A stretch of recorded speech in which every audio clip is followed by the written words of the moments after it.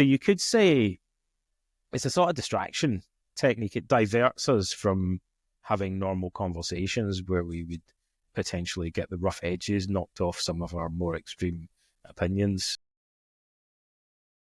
Yes, totally. And I think the carrot that you were talking about kind of struck me there as being the therapeutic benefit, because Socrates is almost, you'd say he's almost enlightened in a way. Like he's definitely like in the way he dies. I think he's like he's a pure. I mean, what could you ask for more? I suppose to be so calm and collected and peaceful in the face of death. You know, it really indicates he, in some sense, his method worked. Like he seemed to really grasp, the value of life and be able to move on. See, it's definitely true that in the ancient world, that the way he faced his death was one of the things that particularly attracted people to his story. That's for sure.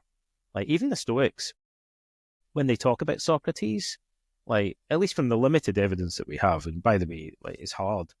I have to qualify that by saying, we have like less than 1% of the Stoic literature. So I'm always a bit wary when people say the Stoics thought this, the Stoics thought that, like because we don't know what they wrote in 99% of the books, right?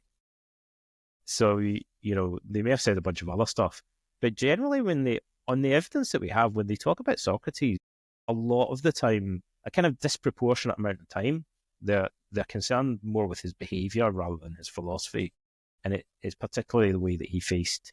I mean, for example, Epictetus, the most famous quote of all Stoicism, is I think probably passage 5 in the Enchiridion of Epictetus, where he says people are not distressed by events, but rather by their opinions about them. At least it's the most quoted passage in the sense that every book in CBT pretty much like contains that quote. And yet in the next sentence, Epictetus in the same passage goes on to say, for example, death cannot be intrinsically terrible, otherwise Socrates would have been terrified of dying and he wasn't. So he refers to Socrates as a kind of a role model, an exemplar of somebody who's able to be fearless in the face of death. And that's kind of more powerful for the Stoics than the content of Plato's dialogues.